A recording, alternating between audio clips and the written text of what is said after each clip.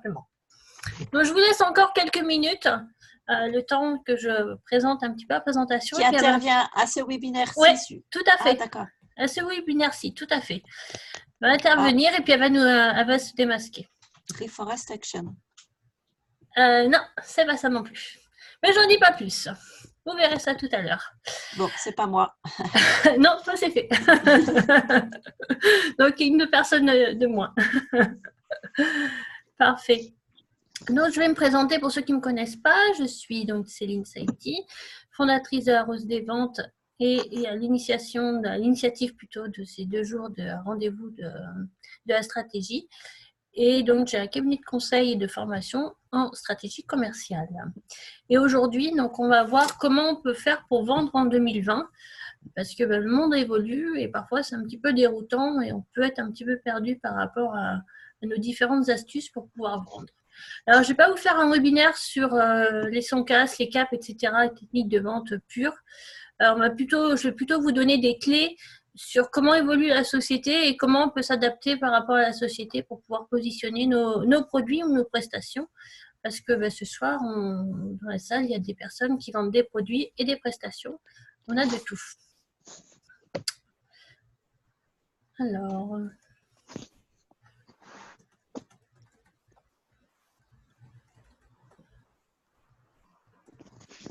les problèmes techniques, ça n'arrive pas qu'aux autres. Pourquoi ça ne veut pas défiler? Voilà. Donc, j'ai décelé 4 tendances sociétales que je trouve assez importantes en ce moment qui nous guident. C'est la digitalisation. On en a parlé pendant ces 2 jours et c'est vraiment la grosse tendance. On est dans une société où on achète de plus en plus en ligne, on s'informe de plus en plus en ligne. Et il faut qu'on le prenne en compte dans nos pratiques. L'expérience client est aussi importante, que l'on vende des produits ou des prestations, que l'on soit sur Internet ou en mode physique. L'expérience client est également à prendre en compte. Et puis, 2 mouvements de fond qui sont présents depuis, je dirais, 2-3 ans et qui s'accentuent réellement, c'est le consommer mieux et l'écologie. Et on va voir la suite comment ça se passe. Voilà, pas trop vite non plus. Donc voilà, je vous parlais digitalisation. Je pense que ce graphe résume bien la situation. C'est l'évolution du e-commerce en France depuis 2014. Donc en 6 ans maintenant, on était passé à 55 milliards d'euros en 2014, avec une part. Après, il y a la répartition en rouge avec l'activité sur les mobiles et puis en bleu sur les ordinateurs. Donc, on était à 55 milliards d'euros de chiffre d'affaires en 2014 et en 2018, on était quasiment en double. On était à 92 milliards d'euros. Excusez-moi, c'est en fin de journée. Au bout de 2 jours de webinaire, je mélange un peu les chiffres. Voilà. Donc, vous voyez que la progression est considérable. On a doublé l'activité quasiment et on a doublé l'activité de manière importante et elle a explosé avec les mobiles. Donc, ça veut dire qu'il faut vraiment prendre en compte ce phénomène de digitalisation et de nomadisation ou de M-commerce, comme certains le disent, où on vend, où on achète de plus en plus à partir de son mobile, de son téléphone. Donc, il faut être capable de l'intégrer dans sa démarche commerciale.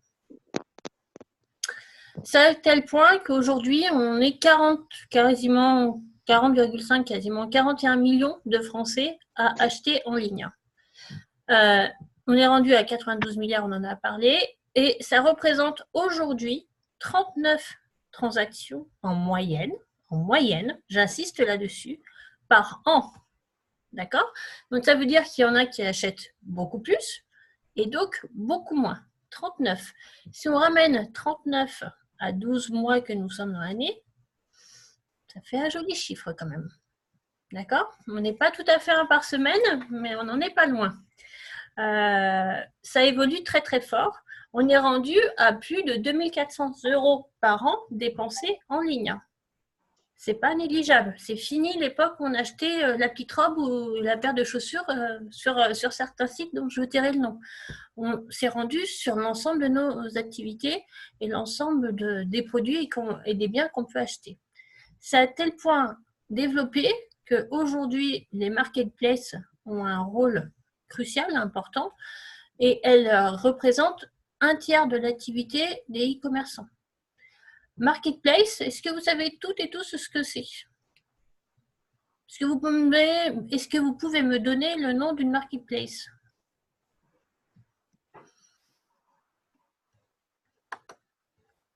Amazon, non? Amazon, voilà, c'est ça. C'est la plus connue. Bravo, c'est ça. La marketplace, c'est ça. Et c'est la plus connue, Amazon. La plus connue et la plus utilisée. Par jour, c'est 5 millions de visiteurs en France. D'accord? Je vous rappelle, on est toujours 66 millions de Français. Vous voyez le pourcentage. Et avec en deuxième position, c'est Discount, mais qui fait à peine la moitié. D'accord? Que vous vendiez des produits ou des biens ou des prestats, pensez à Amazon dans votre stratégie. On en reparlera tout à l'heure, mais ça peut développer. Une presta sur Amazon? Oh, tu peux te débrouiller. Ah, mais je boycotte de toute manière. Donc. Non, mais après, il n'y a pas qu'Amazon. Je peux comprendre, on parlera d'autres plateformes pour Presta qui sont en train de se développer, qui sont françaises et qui payent leurs impôts en France. Voilà, c'est mieux. Voilà, je pense que j'ai compris pourquoi tu voulais boycotter. Et voilà. Le e-commerce, ça concerne tout le monde et ça concerne tous les produits. Que l'on soit des hommes ou des femmes, qu'on soit jeune ou un peu moins jeune, tout le monde achète sur Amazon. D'accord? Même les personnes plus âgées, on dit elles n'achètent pas sur Amazon. Ça, c'est la part de marché des commerçants, des acheteurs. Et on voit vraiment que tous les profils achètent sur Amazon. Surprenant, hein? Mais réalité. Mais c'est pour ça qu'il faut l'intégrer, que je fais un focus dessus. Il faut vraiment l'intégrer. On a tous dans les métiers que l'on fait nécessité de l'intégrer.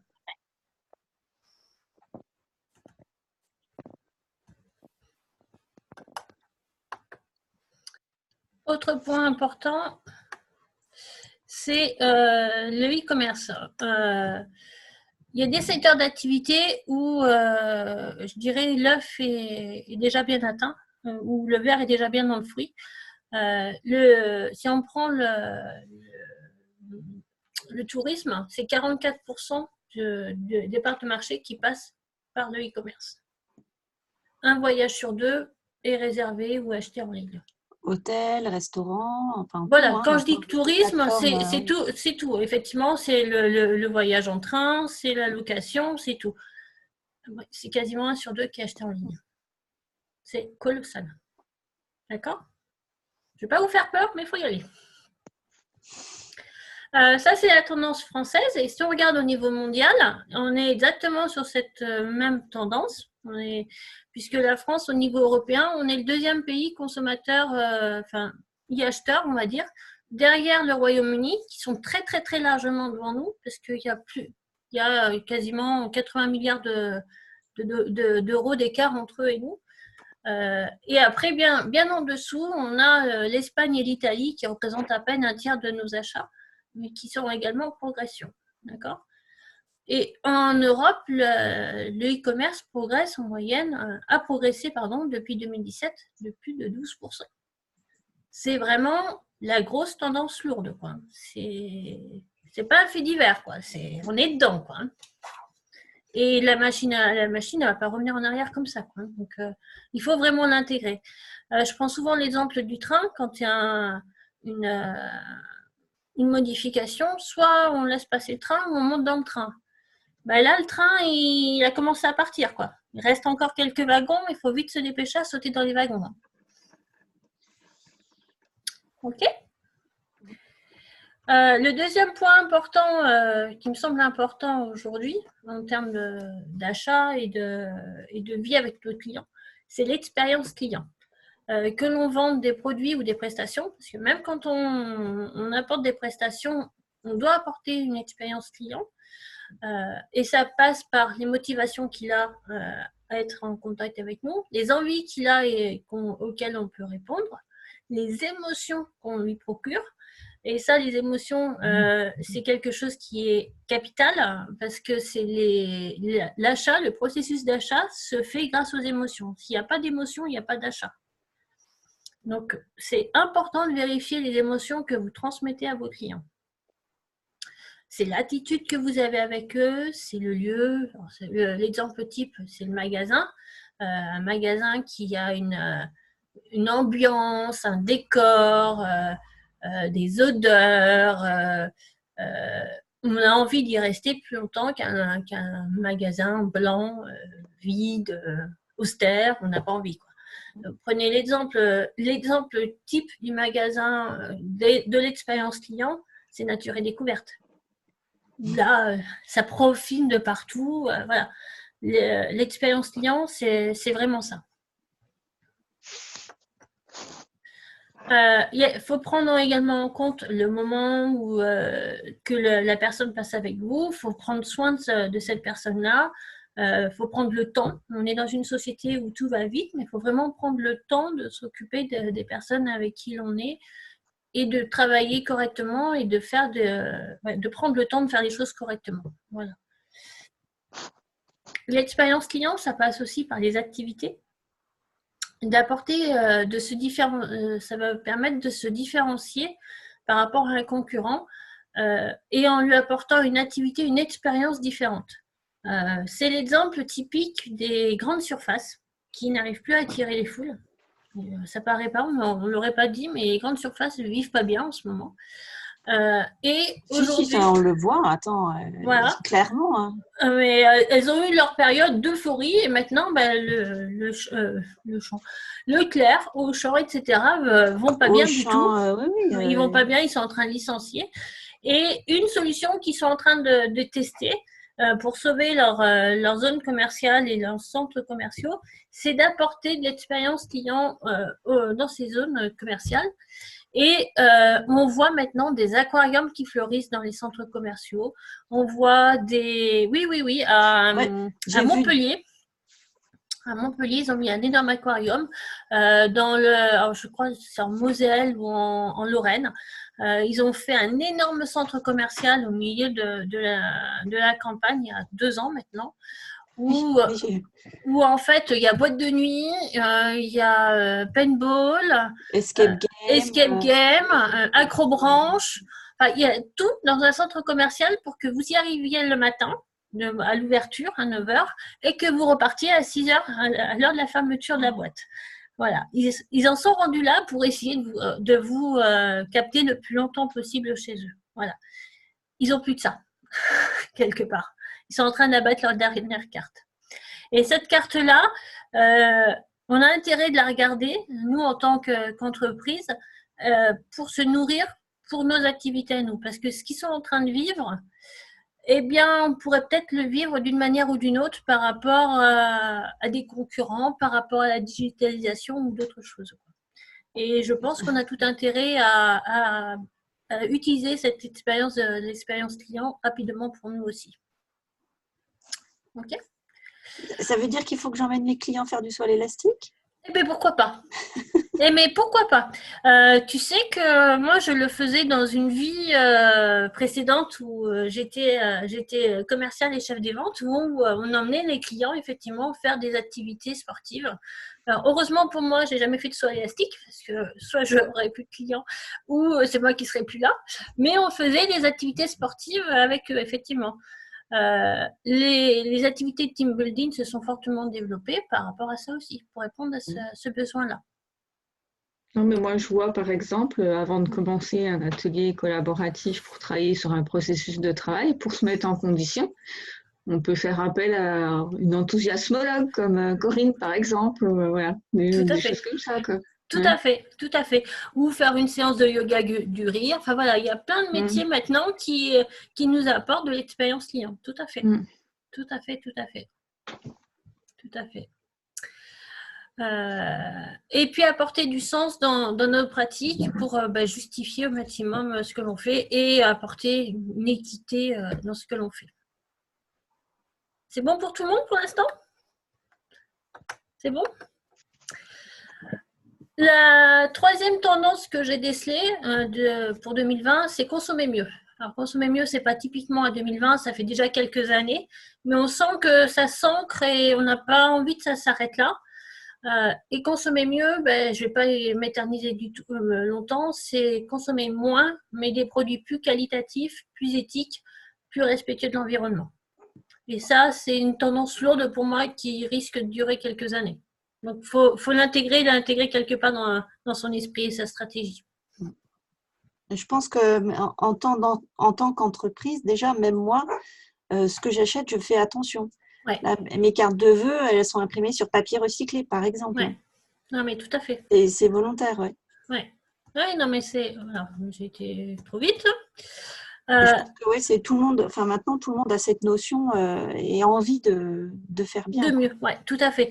Le cas le plus concret, je trouve que c'est l'habillement. L'industrie du textile et de l'habillement est une des industries qui a son activité qui décroît fortement et depuis 11 ans. Ils sont en perte de vitesse depuis 11 ans. Ils sont rendus à moins 14% d'activité. C'est colossal. Ils s'en sont à tel point que ça, c'est une étude européenne faite par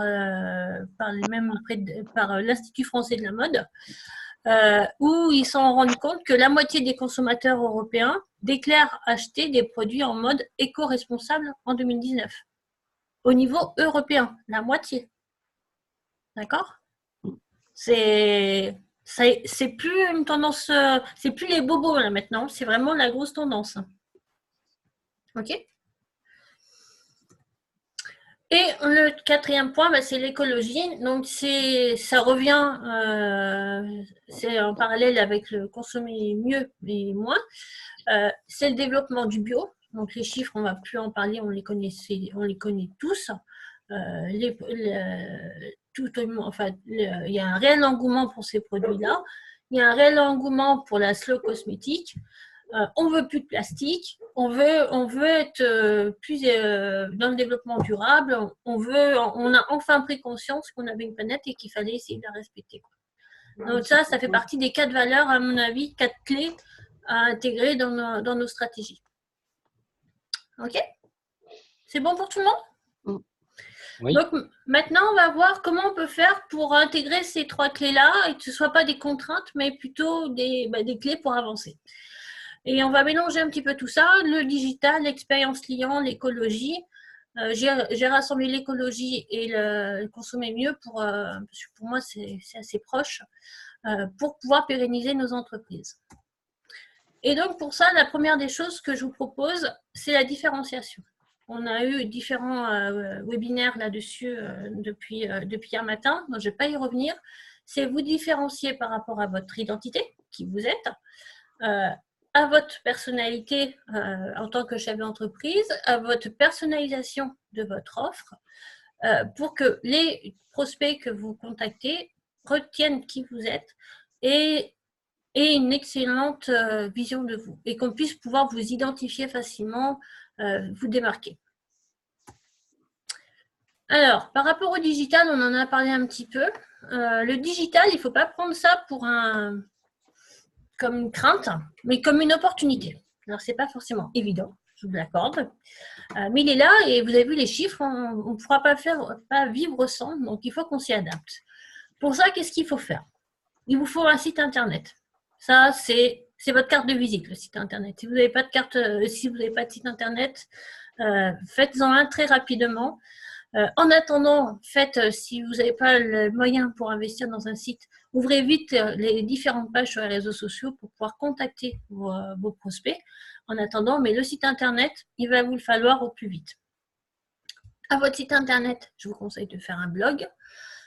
Pourquoi? Parce que votre site, il faut qu'il soit réalimenté régulièrement pour que les robots de Google le répertorient correctement et qu'au niveau référencement naturel, ça se passe bien.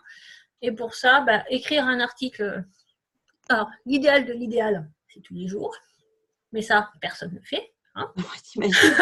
Voilà. Déjà, un par semaine, c'est coton. Hein, moi, j'y arrive plus. J'y étais, mais j'y arrive plus. ça, c'est bien. Voilà. Ce qui est important dans le blog, c'est la régularité. Si vous arrivez à publier un article tous les 15 jours, et bien restez sur un article sur les 15 jours. Vous ne mettez pas la pression à vouloir publier trop, mais que ce soit mal fait. Vous mieux prendre son temps et faire des choses qualitatives. Hein. Vaut mieux en faire moins que trop et mal fait. Là aussi, c'est consommer mieux, mais moins. Ben là, c'est produisez moins, mais mieux. Voilà. Donc, un site avec un blog. Suivant votre activité, enfin même quelle que soit votre activité, allez sur les marketplaces. Pourquoi? Parce que les marketplaces, maintenant, c'est là où il faut être. Beaucoup de personnes ne consultent plus Google pour chercher un produit, mais vont directement sur Amazon. Donc, si vous vendez des produits, il faut être sur Amazon. Okay? Même si éthiquement on a du mal, il faut y être pour être visible. Amazon et ses consorts. Si vous êtes prestataire de services, les marketplaces concurrentes Amazon se développent et pullulent, je dirais, de partout. Il y en a pour tout et n'importe quoi. Même maintenant, Le Bon Coin se met à vous permet d'être présent sur sa marketplace. Le Bon Coin devient marketplace. En formation, il y a un onglet formation pour les organismes de formation pour déposer les offres. Et c'est gratuit pour l'instant. Ouais, mais c'est quand même important le support sur lequel tu communiques, parce que c'est de la communication. Oui. Je ne me vois pas mettre une annonce sur Le Bon Coin. Alors, peut-être. Alors, tu as l'image du Bon Coin pour acheter une voiture ou un aspirateur ou vendre. Oui. Voilà, c'est ça. Le Bon Coin n'est pas que ça maintenant. Grâce au Bon Coin, je n'ai plus les chiffres en tête, mais je crois que c'est 870 000 personnes ont trouvé un emploi grâce au Bon Coin. D'accord? Il y a un aspect B2B qui est en train de se développer. On en entend moins parler que l'annonce de la voiture, mais c'est en train de se développer. Et c'est en train de faire un raz-de-marée. Pas encore un tsunami, mais un raz-de-marée. 870 000 salariés, l'année dernière, ont trouvé un emploi. D'accord? Oui, mais c'est un emploi parce qu'ils développent un type de job board, quoi, mais pour de la prestation de service? Ils y arrivent. En formation, tu iras voir après le webinaire si tu veux, il y a un onglet formation qui est un petit peu caché, je te l'accorde, il faut y aller, mais il existe et ils accentuent là-dessus. Ils veulent se développer au niveau du B2B, ça fait partie de leur stratégie. Donc aujourd'hui, on est encore un peu dans les balbutiements, mais c'est comme tout support, il vaut mieux y être au début qu'à la fin. Oui, c'est sûr. Voilà. Donc oui, j'étais comme toi aussi. Mais j'ai quand même pu me mettre sur Le Bon Coin. Mais tu es sur Le Bon Coin, toi? Moi, j'ai testé j'ai mis une annonce pour mes formations qui sont datadockées. J'en ai mis une. J'ai fait avant les fêtes pour voir comment ça se passait. Ouais. Et cette semaine, je t'avoue que j'ai pas eu le temps de le faire. Mais ça fait partie de mes objectifs d'ici la fin du mois de janvier de mettre toutes mes formations sur Le Bon Coin. Ouais. D'accord. Ouais. Bon, à tester, je note. À tester, voilà. C'est gratuit, ça ne mange pas de pain et ça fait du référencement local, donc c'est toujours bien. Oui, ça c'est important. Voilà, c'est toujours pratique. Les réseaux sociaux, on en a parlé. Faut y être également parce que les réseaux sociaux maintenant vous permettent de vendre en ligne. Vous n'avez plus forcément besoin de vendre uniquement sur votre site, mais vous pouvez vendre également via les réseaux sociaux. Donc, il faut y être.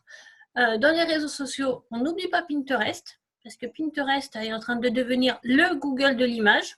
Et vous allez gagner du trafic sur votre site grâce à Pinterest. Et c'est génial. Franchement, quand on a mis un pied dans Pinterest, on ne peut plus partir et on ne fait que se développer. Faut épingler régulièrement et vous allez avoir du trafic régulier. Donc, allez-y. Pour les personnes qui vendent des produits, je vous conseille également le Click and Collect. Le Click and Collect, c'est je commande sur Internet et je vais chercher en magasin. Ce n'est pas une baisse d'activité par rapport au magasin, mais c'est un développement d'activité par rapport au magasin. Les magasins qui pratiquent le Click and Collect ont un chiffre d'affaires en moyenne qui se développe d'une 30%. Pourquoi? C'est tout simple. Vous faites votre commande sur Internet, vous allez chercher en magasin votre commande. Les caisses sont très souvent en fin de magasin et vous traversez le magasin pour aller chercher votre colis et Ben là, vous voyez un petit accessoire complémentaire, une petite robe, un petit machin. Et du coup, ben, vous allez l'acheter parce que vous êtes sur place. Moralité, vous allez encore augmenter votre chiffre d'affaires, enfin votre panier, vos dépenses, et le chiffre d'affaires du magasin progresse. Le click and collect, ce n'est pas un concurrent du magasin, mais c'est un outil complémentaire au magasin. D'accord? Autre point au niveau digitalisation qui peut aider à booster l'activité, c'est la géolocalisation. Je vous conseille très fortement de vous géolocaliser sur les différents supports pour qu'on puisse vous trouver. Un outil que vous avez, à mon avis, tous sur vos smartphones, c'est Waze. Waze, on s'en sert comme GPS. Sur Waze, tu te géolocalises. Ah, mais je vais t'expliquer. Waze a un outil propose de localiser les entreprises. Tu payes, alors j'ai plus les montants en tête, tu payes à la vision. C'est-à-dire uniquement quand on te voit, tu vas payer en fait. Et tu mets un budget un budget maximal. Comme ça, tu bordes ton budget. C'est un coût par clic, effectivement. Et les personnes qui vont passer à proximité de chez toi, quand vont te voir en fait, tout simplement. Et sur Google Maps, c'est le même principe que Google Maps en fait. C'est le même principe, sauf que Waze, on s'en sert tous en GPS quand on va à un endroit. Et du coup, sur ton trajet, eh ben, si je passe à côté de chez toi, je vais voir que tu es là. D'accord. Ça sonne, ça fait quoi? Non, ça, tu sais, ça fait un visuel qui donne ton nom, le nom de ton entreprise. Voilà. Donc, ceux qui sont à proximité des grands axes, ben, c'est génial. Des grands axes où il y a des bouchons, ben, c'est encore mieux. Parce que ben, les gens, ils sont arrêtés, ils ont le temps de bien vous voir. Voilà, là, on apprécie d'avoir des bouchons à côté de chez soi. Voilà. Et c'est un coût par clic, donc du coup, votre budget est géré. Okay. D'accord. Autre outil digital qui fonctionne bien pour développer son activité, c'est les rendez-vous en ligne. C'est des outils type Calendly pour pouvoir prendre un rendez-vous à 23h, un client qui a une insomnie qui vous prend un rendez-vous pour le lendemain matin, mais vous n'avez pas besoin d'être au bout du fil, il a pris le rendez-vous. Facebook a développé cet outil il y a quelques mois aussi. Ça fonctionne très bien. Moi, je vous le conseille. Je vous le conseille. Autre outil aussi qui fonctionne bien, c'est les visios. Les visios, les webinaires, tout ça. C'est un outil pour montrer son expertise qui est génial. Dans les webinaires qui sont passés hier, je sais qu'il y a quelqu'un qui a assisté à un webinaire et qui a recontacté l'intervenant pour avoir plus de renseignements et pour éventuellement travailler avec. C'est un exemple, et c'était hier. Voilà. Moi, dans le passé, j'ai déjà eu des clients uniquement avec le titre du webinaire ils n'ont jamais vu le webinaire. On a travaillé ensemble, mais pour un montant assez important. Voilà. Oui, Christina, c'était vous, parce que vous me l'aviez dit dans un autre webinaire, donc je me suis permise de citer votre exemple. Voilà. Merci, Christina. Autre outil aussi à prendre en compte en matière digitale, c'est l'affiliation. L'affiliation, c'est de la pub que l'on peut faire sur un site. Par exemple, moi, sur mon site, si je trouve que telle entreprise est intéressante, ben, je vais mettre un lien sur mon site pour promouvoir cette entreprise-là. Et si une personne qui vient sur mon site achète ce produit-là et est passé par le mien, je vais être rémunérée pour ça. Voilà. Ça peut être, après en fonction de l'éthique, comment on voit les choses, ça peut être un outil de développement aussi important. D'accord ? Et puis, les deux autres tendances aussi qui se développent, ben, c'est tout ce qui est réalité virtuelle et réalité augmentée. Faut l'avoir aussi quelque part dans son esprit pour pouvoir projeter le prospect au plus vite à utiliser ces produits. C'est ce que fait DS, les magasins DS.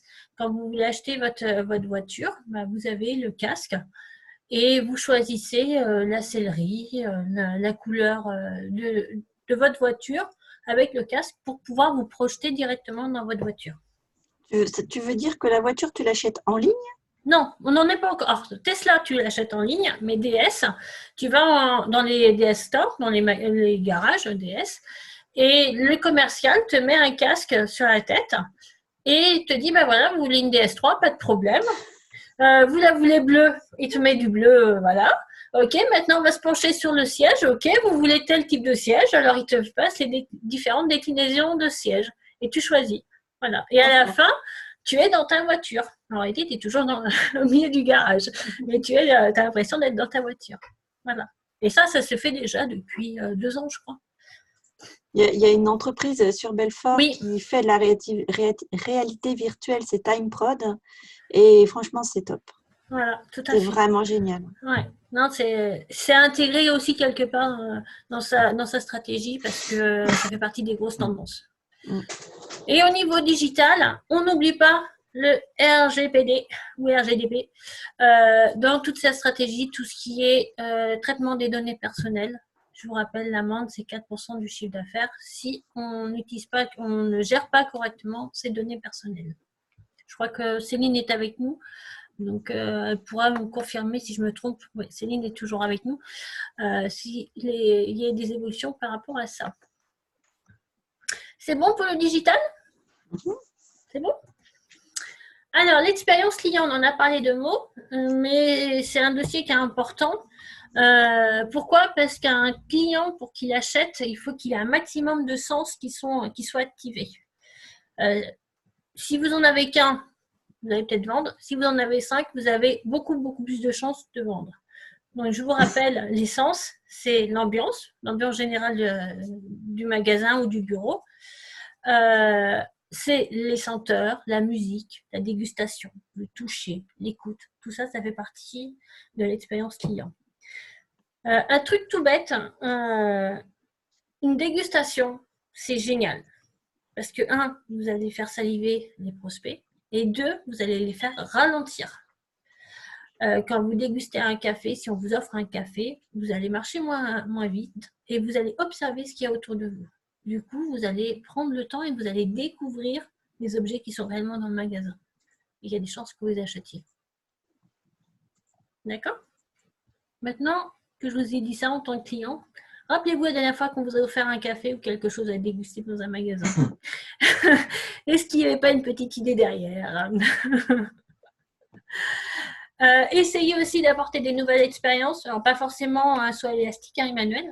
Il y a d'autres solutions qui peuvent être possibles. Après, c'est à nous d'être imaginatifs. Et quelle que soit l'entreprise, moi, ce que je vous conseillerais, c'est d'organiser des visites d'entreprise. C'est des moments qui sont géniaux pour pouvoir transmettre ce que vous faites réellement, démystifier ce qui se cache derrière les murs et apporter de la proximité à vos clients.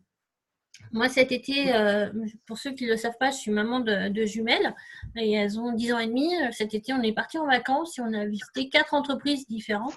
On était dans le sud-est et elles ont toutes adoré les entreprises qu'on a visitées.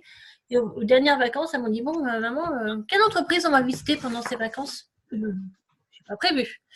Mais voilà, on a visité l'Occitane, elles sont capables de vous raconter comment fabriquer un cosmétique. Il n'y a aucun problème. Hein.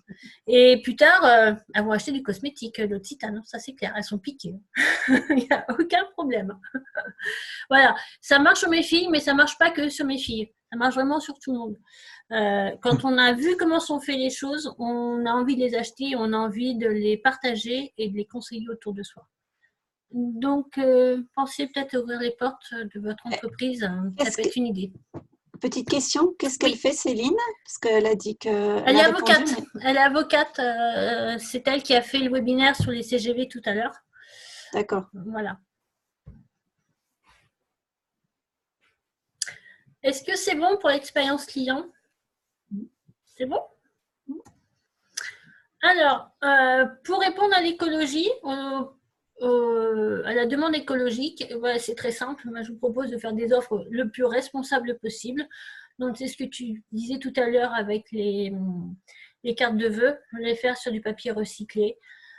C'est d'essayer d'avoir des matières premières qui soient le plus proches de chez vous. Toute la démarche écologique, développement durable. Après, juste pour, enfin, je parle de mon cas, hein, Bien sûr. c'est quand même assez compliqué d'expliquer à tes clients pourquoi est-ce que, comment est-ce que tu calcules tes prix, justement, pour, enfin, moi, tout est réfléchi pour que ça soit responsable Ouais. de mes déplacements, de mon temps de travail. Enfin, je le réfléchis comme ça. Hum. Les gens ont encore du mal à comprendre, les clients. Ils ont encore du mal à comprendre ça. On est dans le début. On n'est pas encore à la maturité du développement durable ou de l'écologie. Enfin, je pense pas, et je l'espère pas, parce que sinon, ça veut dire qu'on n'a plus beaucoup de progression à avoir. Mais il y a quand même des choses qui sont en train d'évoluer au niveau des entreprises, les démarches RSE, etc., d'économie, etc. C'est en train de rentrer dans les mœurs. Mais il faut effectivement encore, expliquer la démarche. Je suis d'accord avec toi. Je suis d'accord. Mais ça vient. C'est mieux que ça a été l'année dernière et on est en chemin. Mais après, voilà, moi, c'est quelque chose que je fais parce que je suis convaincue. Je le fais pas comme, enfin, c'est pas un argument de vente, quoi, en fait, pour chez moi. C'est parce que je suis convaincue. Tu es convaincue. Je suis d'accord. Je suis d'accord. Alors, et la rose des ventes dans tout ça, vous allez me dire, mais comment on peut faire de l'écologie, du développement durable? Mais moi, je l'ai fait déjà depuis un an et demi, où j'avais fait un partenariat avec Reforestation. Donc, ceux qui ont parlé de reforestation en début de webinaire, ou qui ont envoyé un texto à midi pour me dire c'est Reforestation, l'invité mystère. Eh bien non, c'était il y a un an, vous avez un an de retard. Reforestation, c'est une assoce qui plante des arbres à travers le monde pour aider les régions qui sont malheureusement pas bien d'un point de vue développement durable et qui aident à planter des arbres. Et je les avais aidés à ma petite échelle de petite entreprise pour pouvoir, chaque prestation que je faisais à des clients, en fonction du montant de la prestation, ils replantaient des arbres dans une forêt à travers le monde. J'avais 5 forêts différentes et ils choisissaient où est-ce qu'ils voulaient réimplanter leurs arbres. J'ai fait ça pendant un an parce que je trouvais que l'écologie, la planète, etc., puis les arbres, avec tous les soucis qu'on a au niveau de la planète, c'était une action importante. Ça l'est encore plus en ce moment en Australie, etc. Il y avait tous les incendies qu'on a eu cet été. Et cette année, j'ai voulu changer un petit peu. Et c'est pour ça que notre invité mystère est parmi nous et vous ne l'avez toujours pas trouvé. Alors, non. Donc, c'est pas un bûcheron.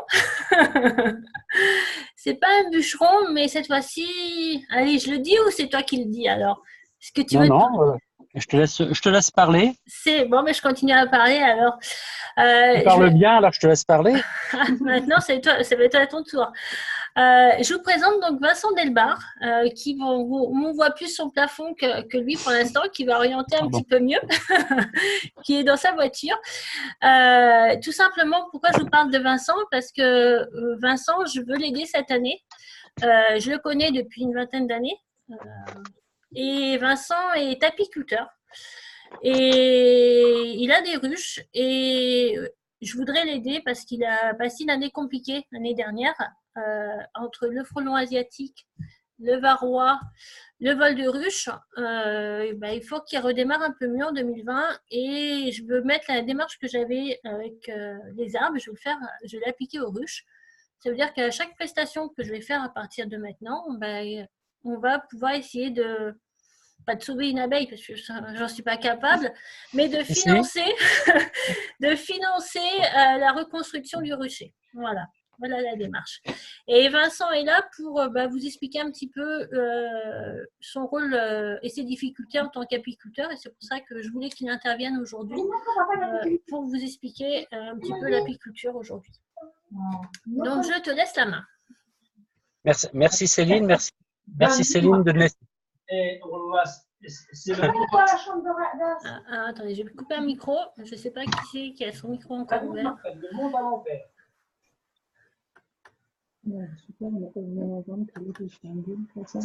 C'est bon?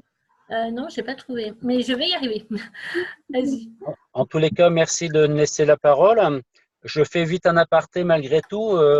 La reforestation, ça contribue aussi à sauver des abeilles. Tout à fait.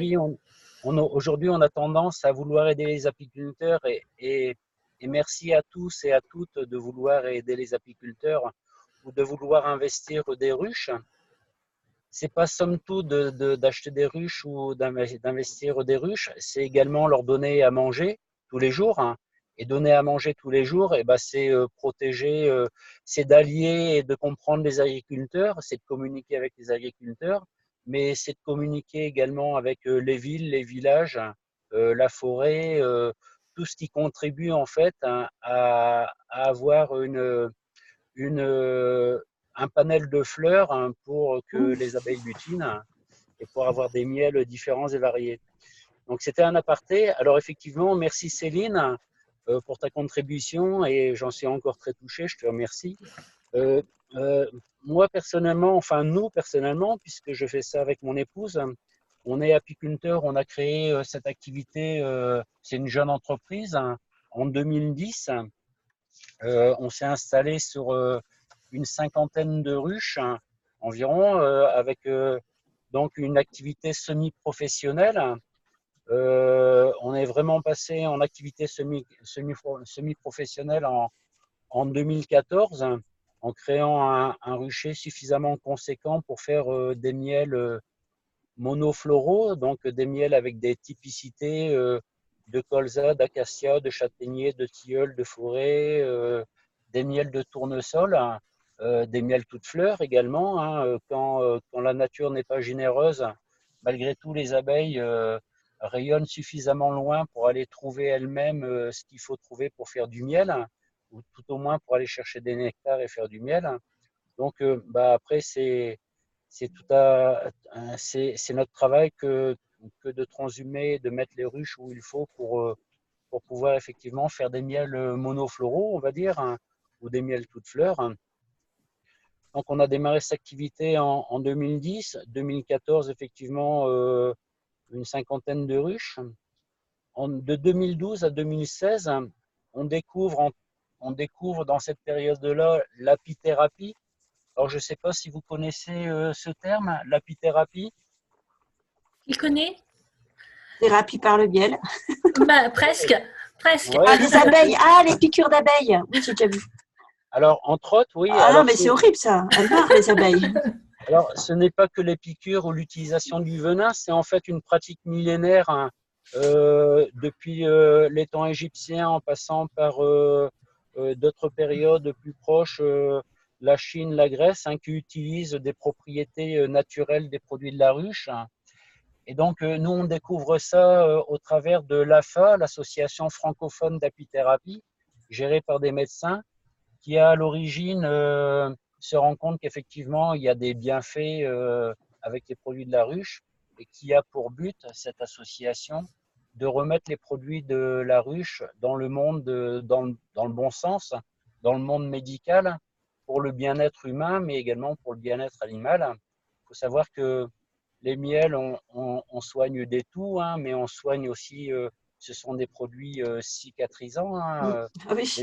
les miels, c'est la voie, la sphère ORL, hein, mais il n'y a pas que les miels, hein, il y a le pollen. Hein, le pollen, c'est la sphère digestive. Hein, on pourrait parler de la propolis, hein, c'est la sphère cutanée, sans oublier la gelée royale, ou encore effectivement le venin pour des problèmes d'arthrose, d'arthrite ou encore articulaire. Effectivement, il y a un tas d'applications qu'on découvre dans la période 2012 ou 2016, à tel point de passion qu'on finit par aller se former nous-mêmes à Lyon sur l'AFA, avec l'AFA, pour pouvoir ensuite développer nos propres produits et les remettre en valeur pour la santé animale et humaine, bien entendu. De 2015 à 2016, on commence donc les gros investissements, hein, location et achat de matériel d'extraction pour faire des produits propres. C'est pas le tout de produire, hein, il faut pouvoir extraire le plus proprement possible. Il ne faut pas oublier que le miel, c'est un produit alimentaire avant toute chose. Donc, il ne s'agit pas de le galvauder, c'est dur à produire. Hein. Les abeilles font le nécessaire, l'apiculteur aussi, mais encore faut-il être dans le respect de ce que nous donne la nature, hein, Dame Nature. Donc, on investit dans la modernisation du labo pour pouvoir extraire proprement et pour pouvoir conditionner proprement dans les normes. En 2017, malheureusement, on fait les premiers constats de perte anormale de ruches avec des apparitions effectivement de varroa. Le varroa, c'est une arachnide qu'on a du mal à contenir aujourd'hui, qui se développe fortement avec la chaleur, l'humidité, qui vient piquer l'abeille et qui vient sucer l'hémolymphe, un petit peu le sang, qui vient donc contaminer l'abeille par un virus qui fait qu'on a des abeilles atrophiées et qui ne reviennent pas à la ruche, d'où effectivement des ruches qui se vident. Mais on n'a pas que ça, on a également d'autres problématiques comme les vols de ruches. Et on fait ce constat-là en 2019, à partir de 2018-2019, parce qu'effectivement, quand on regarde un peu la consommation de miel en France, on consomme 40 000 tonnes de miel et on en produit péniblement 10 000 tonnes. Donc, ça donne des envies à tout le monde.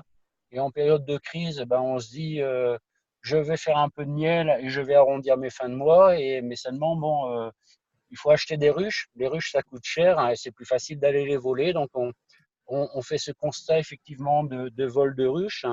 On vient se greffer également les problématiques du frelon asiatique et puis également les problématiques liées malheureusement à l'environnement avec les pesticides, puisque dans un constat de laboratoire et d'analyse des miels, on se rend compte qu'il y a beaucoup de pesticides qui arrivent dans nos miels et on est obligé de limiter malheureusement la transhumance pour rester soit dans les forêts ou en tous les cas pour faire des miels qui sont sur des floraisons plus naturelles que des floraisons liées à notre agriculture intensive pour ne pas prendre de risques et de pertes supplémentaires. Aujourd'hui, en 2020, on hiverne actuellement 10 ruches sur les 50 qu'on avait initialement, avec des objectifs très précis de retrouver 50 ruches pour redémarrer une saison en 2020 et à terme, c'est-à-dire dans 3 ans environ, venir aux alentours de 250 ruches pour pouvoir ensuite espérer produire à la fois des miels, mais des produits destinés aussi à l'apithérapie et notamment du pollen et de la propolis. Voilà un peu je dresse un peu le tableau. Il est noir, mais il est en même temps on reste très positif. D'une part parce que on est bien entouré, on a l'aide de Céline et puis on a d'autres personnes qui sont très sensibles à l'activité de l'apiculture. Et puis globalement,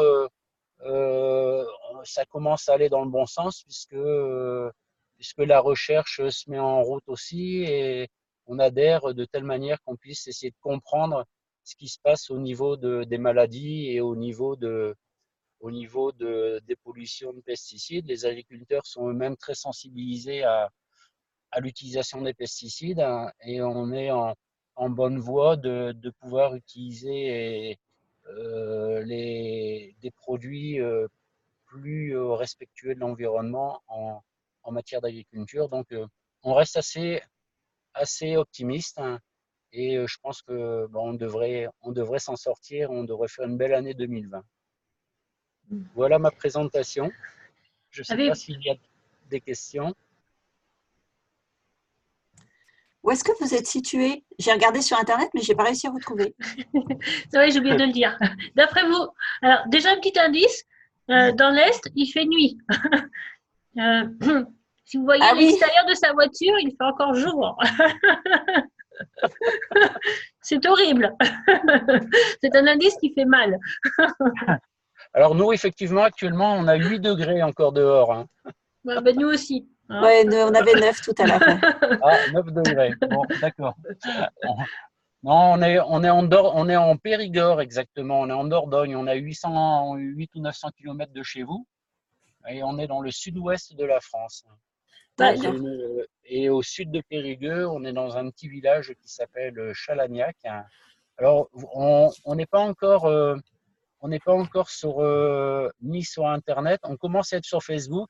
Personnellement, j'ai pas trouvé.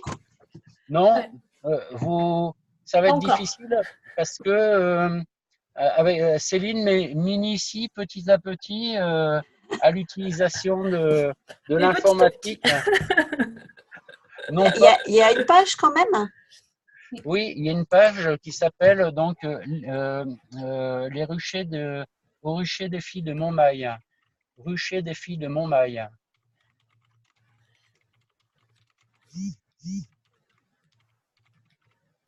Non, mais tout ce que j'ai dit sur la digitalisation, Ah, il a ça y tout est. à faire. Il a tout à faire. On est entièrement d'accord. Et il en est conscient et ça va arriver. Mais voilà. Il y a quand même, il y a déjà les créneaux pour prendre les rendez-vous. Il met en application certaines choses. Hein. Alors, je vous invite à me suivre dans les mois qui vont suivre parce que vous allez être tous surpris et surprises de ma progression très rapide au contact de Céline. Ben là, vous avez déjà un tiers de plus. Hein. J'ai mis j'aime. Largement un tiers, je pense, largement. Autant en vous écoutant tout à l'heure, et je ne pouvais pas vous écouter plus parce que pour vous dire à tel point, je suis encore très peu initié. J'avais prévu un portable pour pouvoir me connecter, mais avec peu de batterie. Je me rends compte que j'ai pas beaucoup de batterie et je suis pour Céline un gros boulet. Mais ne vous inquiétez pas, dans les mois à venir, je vais progresser. On fera un autre webinaire dans 6 mois, on verra l'évolution. Non, mais il est son deuxième webinaire de la semaine quand même, donc il ne faut pas trop lui en demander non plus. Hein. Ah oui, peut-on retrouver Vincent sur une page Facebook? Oui, oui. Alors, même moi, je ne peux pas répondre, je ne sais pas comment on fait par écrit. Non, je vais le faire, il n'y a pas de souci, il n'y a pas de souci. En fait, j'ai embauché Céline comme secrétaire adjoint. Ah là là. Bon, avez-vous d'autres questions? Non, non. Je voulais juste, du coup, j'apporte une petite contribution parce que voilà, pour moi, ce que j'offre à mes clients, Oui. c'est des graines. Ah, très bien. Très bien. De chez Cocopelli. Ça rejoint un peu, voilà. C'est un acte militant aussi. Formidable. Oui, tout à fait. C'est une bonne initiative. J'avais pensé à la faire aussi et je suis partie sur les abeilles. Mais effectivement… Mais ça se complète, hein, ça va ensemble. Hein. C'est des graines de plantes mellifères donc pour les abeilles, pour que les abeilles puissent venir butiner. Donc, bon, ça fait un peu loin pour, pour vos abeilles.